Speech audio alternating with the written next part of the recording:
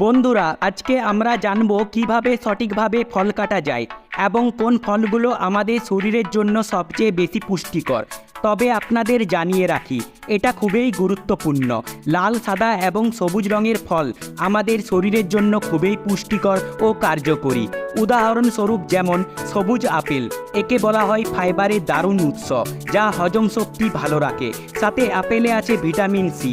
এরপর লাল রঙের ফলের উপকারিতা জানলে আপনারা চমকে উঠবেন, যেমন স্ট্রবেরি, তরমুজ বা লাল আপেল।